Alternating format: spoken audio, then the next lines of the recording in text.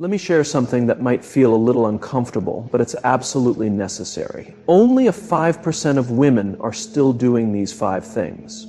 Not because others can't, but because many have convinced themselves it's not needed. They've stepped back, turned inward, and accepted the idea that slowing down means giving up, that certain seasons of life are meant to be quiet, still, and hidden. But you're not here to fade away. You're here to rise. Let's talk about 5 powerful things that only a few continue to do and how you can be one of them. First, stand tall, not just in your body, but in your spirit. Your body tends to bend when your spirit begins to fall. And when your body folds, your mind often follows. If you want to keep going strong, start with your spine, start with your shoulders. Standing tall isn't just about posture, it's about presence. It's a declaration that says, I'm still here, I still matter, I'm still moving forward. Many begin to hunch. Their steps slow down, their breath shortens, their posture closes in. That's not just life happening. That's letting go. And letting go is a choice. You can choose strength. You can choose presence. Second, stay physically active every day. The body you stop using is the one that weakens. The women who are thriving, they move, they walk, they stretch, they lift, not to compete, not to impress, but to stay strong, like warriors, quiet, steady, determined. You don't have to do everything, but you must do something. Every step you take with intention is a step towards strength, not decline. Third, keep your mind alive by learning with purpose. Mental clarity doesn't vanish by itself. It weakens when we stop feeding it. The ones who stay sharp keep reading, they keep learning, they stay curious, they ask questions, they challenge themselves, because the brain, like the body, thrives on effort. Comfort makes it dull. Challenge keeps it bright. Fourth, stay connected to people. Isolation can be a silent storm. It doesn't always look like sadness, but it pulls you down, little by little. The ones who stay vibrant stay involved. They listen, they laugh, they mentor, they show up, they call friends, they keep sharing love, because relationships keep your heart beating strong. Disconnection makes the soul quieter. But community, that brings joy back to life. Fifth, create structure in your days. Strength is built through consistency, through habits, through rhythm. Wake up with purpose, eat with care, rest when needed, move on schedule, keep routines, keep order. You don't have to be rigid, but you do need to be rooted. The strongest women aren't always the loudest. They're the ones who create quiet order in a chaotic world. And here's one more, maybe the most important of them all. Keep a vision for your future. Living well isn't just about doing the right things. It's about having something to reach for. The women who stay strong aren't just surviving. They're dreaming, they're creating, they're writing, planting, building, teaching. They're still imagining, still contributing, still becoming. Because deep down, they know there's more ahead. And there is. This is your moment of truth. Will you rise? Will you show up? Will you stay ready? It's not about how you started, it's about the decision you make today. So stand tall, think clearly, move with power, love with purpose, and don't stop dreaming, because your story isn't over. Not even close. We forget how powerful the simple things are. How you sit, how you walk, how you hold yourself. All of it sends messages, not just to others, but to yourself. Posture isn't just about back pain, it's a signal. It tells the world, I'm alive, I'm ready, I'm present. And more than that, it tells you the same thing. When a woman lifts her chin, opens her chest, and walks tall, she's not just adjusting her body, she's awakening her soul. She's saying, I will not be small. I will not shrink away. Because life has a way of pulling people down. The shoulders round, the eyes drop, the breath gets shallow, and over time, the body folds in. It's not always physical, it's emotional. It's a slow surrender to invisible weight. But you don't have to carry it that way. You don't have to disappear. When you choose to rise, to straighten up, to reclaim your space, you become a message, a reminder, a light. And yes, it takes effort. The body needs work. But the reward is strength, freedom, and clarity. You are not fading, you are rising. You are not less, you are more. Every morning, take a moment, stand tall, roll your shoulders back, breathe deep, look forward and say, I'm not done. Yeah, because you're not. You have purpose, you have wisdom, you have power, and the way you walk reminds the world of that. Your posture affects your emotions, it affects your hormones, it changes the way you think and feel.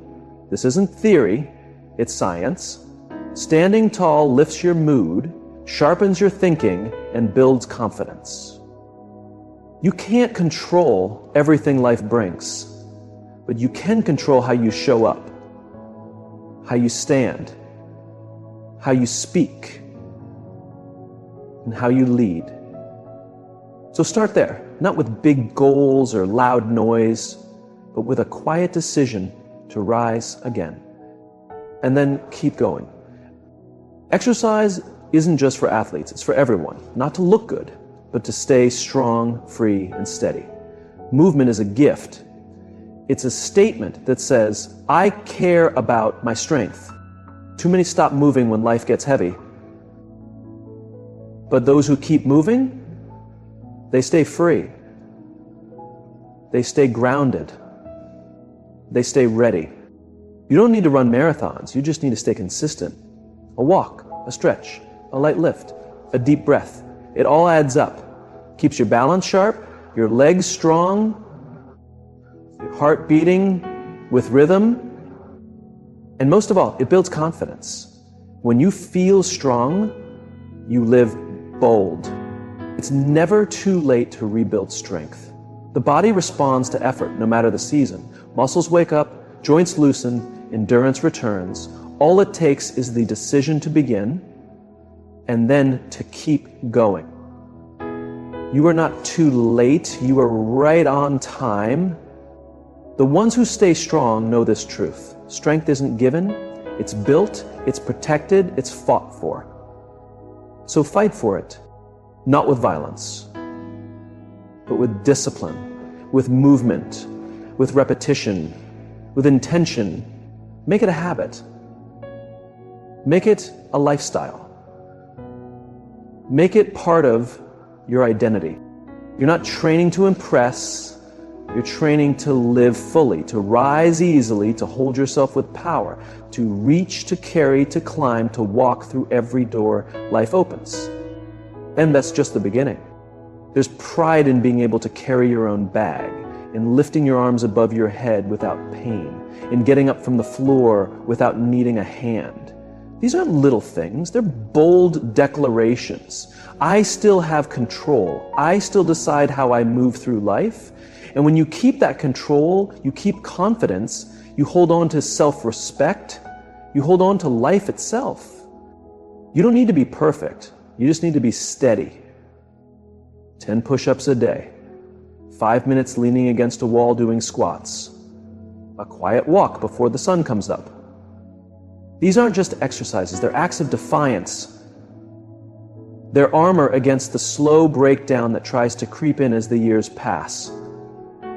But the few women who train, the few who choose to sweat, the few who demand effort from themselves each day, those are the ones who slow it down. They're the ones still writing their own stories instead of becoming part of a number in a report. Discipline is freedom. Physical effort is the doorway. And daily movement, even in your 70s or 80s, isn't about vanity. It's a battle, a daily fight against decline. People say aging means your brain starts slipping. Like once you hit 70, your thoughts get foggy and your memories disappear. But here's the real truth. It's not age that breaks down the mind. It's neglect. Your brain isn't meant to retire. It's not built to sit in front of a TV or drift through the same day over and over again. It's made to solve problems, to find meaning, and if you stop using it, it starts to rust. There's this lie floating around that learning is only for the young, that once you leave school or leave your job, you can just relax your brain. But that's how the mind starts slipping. That small group of older women who are still thriving, they've figured something out that most people haven't. Your brain needs training, just like your body. If you want to stay sharp, you have to stay active, not with empty distractions, but with real, challenging thoughts. That's what wakes up the brain and reminds it who it really is. It doesn't matter what you study. What matters is that you keep studying. Read about something new. Try to learn a different language. Practice writing. Memorize lines of poetry. Take classes that make you feel like a beginner again. Struggle with it. The struggle is the point. Keeps your mind flexible, your thoughts alive. Because comfort is the true killer. The moment you decide you're too old to learn, you've already started slipping. Learning with purpose isn't the same as staying busy. You can do crossword puzzles all day and still feel numb. What matters is effort. The kind that pushes you. The kind that forces your mind to stretch instead of shrink. Most people get smaller as they age, not in size, but in thought. They stop asking why, they stop exploring, they stop being curious. But curiosity isn't something for children. It's what keeps the fire alive. And here's the thing no one says, enough. Your brain can still grow. It still wants to grow. Even at 70, even at 80, the science proves it. Neuroplasticity, the ability for the brain to change, doesn't vanish. But it only stays alive through challenge. If you stay stuck in autopilot, doing the same routine, having the same shallow talks, your brain goes to sleep. And then, slowly, it begins to fade. You forget where your keys are, you laugh about it, but deep down, you're scared. Scared this is the start of the end, but it doesn't have to be. You can fight back. You can train your brain just like you train your body. With purpose and with consistency, you can make the decision that age isn't a reason to stop, it's the reason to go harder. Wake up earlier, read better books, ask deeper questions, talk about ideas, not to win arguments, but to think clearly. Because clarity is hard work. And it's worth it. Many older women doubt themselves more than others ever could. They believe their learning days are behind them, that their thinking has reached its limit. But here's what they don't see. Thinking deeply, questioning bravely, staying mentally sharp, it's a radical act. In a world that's trying to dull you, it's bold to stay sharp. It says, I still care, I still matter, I still want to understand.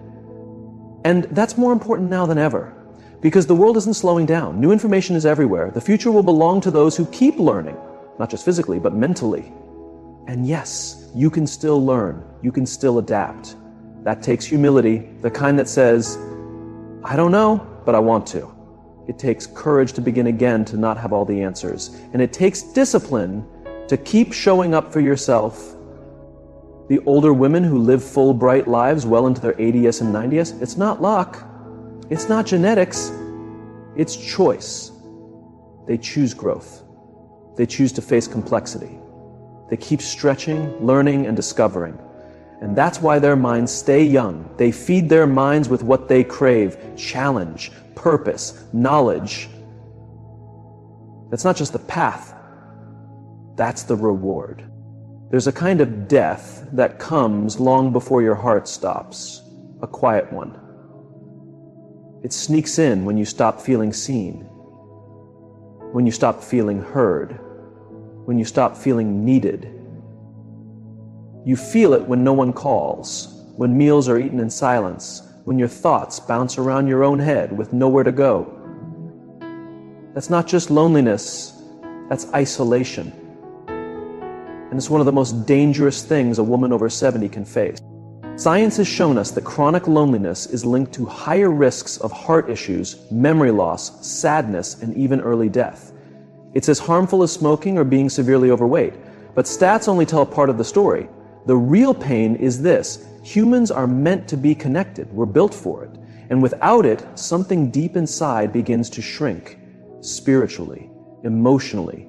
And once that happens, life starts to fade. The women who still shine, they don't just eat well or stay mobile, they stay connected. On purpose. They keep friendships alive. They call old friends. They share meals. They volunteer. They show up, not because it's easy, but because it's necessary. There's a toxic lie many older women begin to believe, that they're no longer useful, that they become a burden, that they're just taking up space. This lie is dangerous, and it grows stronger in silence. The truth is, few things are more valuable than a woman who has lived, who has overcome, who has wisdom to share. But if you don't believe your voice matters, you stop speaking. And if you stop speaking, people stop listening. And then slowly you begin to disappear. If you want to stay alive, not just breathing, but truly alive, then step into life. Not quietly, not halfway, fully. Reach out, even when it's hard. Show up, even when you're tired.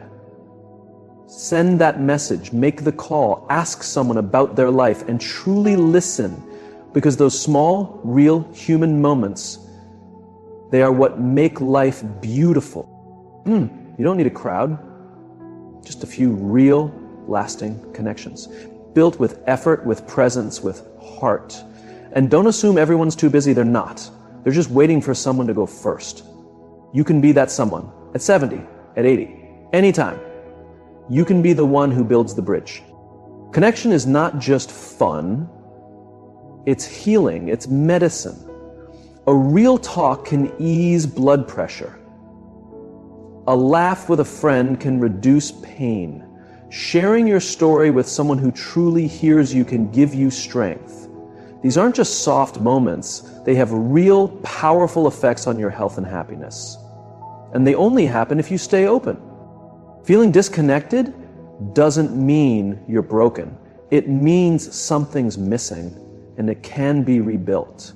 Even if your closest loved ones are gone, even if friends have faded, even if you've spent years alone, it is never too late to reach out, reconnect, and begin again. Someone out there needs what you have, your experience, your stories, your care, and you need them too. Because being needed is one of the deepest human. When we lose that, we start to lose ourselves. Women who age well didn't just fall into strong relationships, they built them. Through difficulty, through forgiveness, through courage. They stayed in the conversation even when it hurt, especially when it hurt. Because connection isn't always neat, it's real. And it's worth it. So keep calling, keep showing up, keep investing in people. Your joy depends on it, your health depends on it, your purpose depends on it, not just for how long you live, but for how deeply. The women who keep thriving, they never stop building bridges. Don't let your world get smaller. Make it bigger. Step back into life, because life, real life, only happens in connection with others. People listen, they shrink, they let go of the steering wheel and just drift. But the ones who flourish, the 5%, they don't ask what the world owes them. They ask what they can still give. They choose to carry responsibility. And responsibility is not a burden, it's a path to strength. When you take ownership of something, no matter how small, you give yourself a reason to rise each morning, a reason to care, a reason to keep pushing forward. And it doesn't need to be something huge. It doesn't have to be about building an organization or writing a bestseller. It could be tending to your garden, mentoring a younger woman, helping out at the library, guiding your grandchild, or simply taking care of your health, your household, your neighborhood. What matters most is that it's real, that it's regular, that it pulls you forward. You don't need to turn the whole world around. You just need to stay moving. A woman in motion can shift direction, can grow, can evolve, but a woman who stops, who releases every meaningful duty, starts to crumble from the inside, not because of aging, but because of inactivity. Passive living is not true living, it's just existent. And existence without purpose slowly turns into emptiness. It's your sense of responsibility that keeps the shadows away. When you know someone is counting on you, when your effort affects someone else, you show up differently. Your thoughts become clearer, your steps more deliberate. You raise your standards. And that discipline becomes the frame that holds up everything else: your health, your focus, your self-restraint, your connection. Without purpose, those things begin to unravel. Because the question always comes eventually, why keep going? And if you don't have an answer, your body will sense it, your soul will feel it. But if you do have an answer, even a small one, then each day becomes a mission. A chance to fulfill your calling, not someone else's, but yours. That's where real energy comes from. You're not just alive, you're engaged, you're present, you're part of something. It's easy to assume that purpose only belongs to the young, that it fades with the years, but that belief is false. Purpose changes shape, it grows, it becomes deeper. When you're younger, purpose might be ambition, success, goals, but as you grow older, purpose becomes service, reflection, quiet impact, passing wisdom down, being a foundation for others, keeping traditions alive. That kind of purpose, weaker, but stronger, because it's built from real life, not just dreams. But it won't show up on its own. You have to seek it. You have to ask yourself the tough questions. What do I still care about? Who still needs me? What have I been avoiding that I now have time to face? These questions may not be easy, but they are important because they awaken something in you that the world often tries to silence. And if you allow yourself to fully wake up, you'll see that there's still a battle worth fighting, still a message worth sharing, still a legacy worth building. That's what the 5% understand, that a purposeful life doesn't expire, that responsibility isn't a punishment, it's a privilege, that as long as you can move, speak, think, or act, there is still something meaningful you can do, and in that doing, there is real life. Not just surviving, not just getting by, life with meaning, with aim, with fulfillment. People often ignore sleep. That's the truth. They treat it like a leftover, something to fit in after everything else, but your body doesn't see it that way. Sleep is not a treat, it's not laziness, it's not extra. It is one of the most important parts of your physical and mental wellness, especially after 70. And yet, it's the thing most often overlooked. Here's the reality. Your bounce back ability drops as you age. You don't have the same room for error. In your younger days, you could run on 4 hours, eat poorly, and still manage, but now, one night of restless sleep can throw off your whole week. One bout of insomnia and your memory gets fuzzy, your balance becomes shaky, your immune system slows, your mood darkens. You shift from being proactive to just reacting. That's when true decline begins, not because of age, but because of lack of recovery. Women who continue to thrive into their later years know this. They honor recovery. They treat sleep like an important meeting they never cancel, not because it's easy, but because it's vital. And here's the key: discipline. Most people connect discipline with effort, with grinding, with doing more. But the deeper discipline is knowing when to pause, when to rest, when to slow down so you can rise stronger. That takes wisdom, that takes self-respect, that takes humility, the understanding that you are not unbreakable. Some women carry a pride that's dangerous. They boast about getting by on little sleep, as if that's strength. But that's not power, that's denial. And it's stealing time and vitality. Because it's during sleep that your mind heals, that your body mends, that your memories settle and your thoughts become clear. You can do everything else right, eat well, stay active, stay involved, but if your sleep is broken, everything else starts to fall apart. And yes, sleep becomes more complicated with age. Hormones shift, aches rise, worries intrude. What once came naturally now takes effort. That's why structure matters more than ever. You must build your lifestyle around rest, not just hope it happens. That means creating a regular bedtime, making a routine that tells your mind, we're done for the day. It means avoiding screens, caffeine, heavy foods, and stressful talks before bed. It means turning your bedroom into a peaceful retreat. Dark, quiet, cool, uncluttered. It means treating sleep with reverence, even when it's inconvenient. The recovery isn't only about sleep, it's about space. The body needs balance, stress, and calm, effort and ease, movement and stillness. But we've been trained to fear being still. We label it lazy. So we keep pushing, consuming, distracting. But the truth is, growth happens during recovery. Stillness is where clarity comes, where your nervous system settles, where your spirit catches up.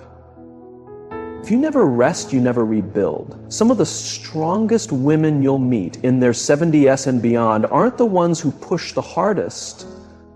They're the ones who rest with intention, who understand their body, who live with rhythm, balanced, steady rhythm that lets them keep showing up year after year without breaking down. That's not weakness. That's wisdom. The body isn't a robot. It's a living, breathing system. It needs care. It needs rhythm. You can't demand strength. You must earn it, and you will earn it by respecting your recovery.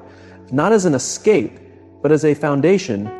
If you want mental clarity, physical power, emotional steadiness, it begins with sleep. If you want to continue showing up for your loved ones, your calling, your responsibilities, it begins with sleep. If you want not just longer years, but richer years, it begins with sleep.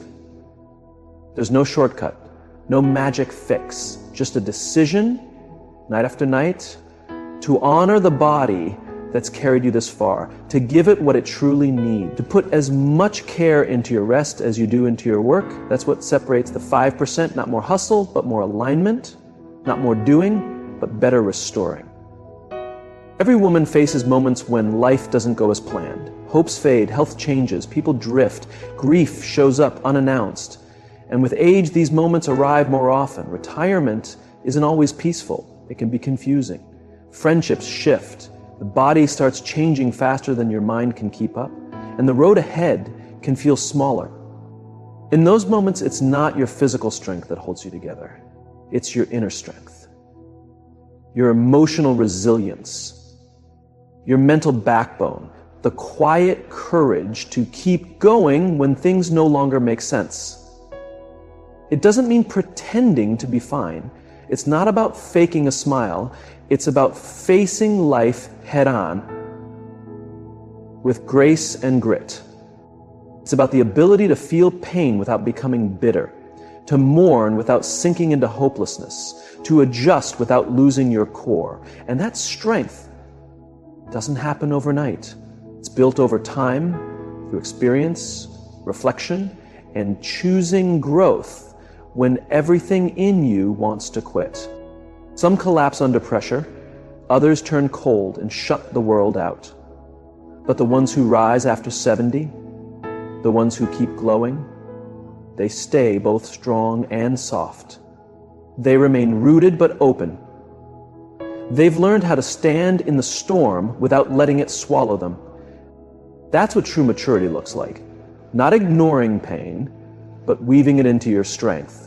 And it starts with responsibility. You cannot be emotionally strong if you are always pointing fingers. Yes, life is unfair. Yes, things happen beyond your control. But your power begins the moment you say, "This is where I am. What can I do now?" That shift from victim to leader is everything. Without it, you stay stuck. Real toughness isn't about pretending nothing hurts. It's about feeling every bit of it, the fear, the sorrow, the anger, and staying present. It's about holding to your values, doing what's right, even when your heart wants to run away. That's where dignity is born. That's how self-respect is built.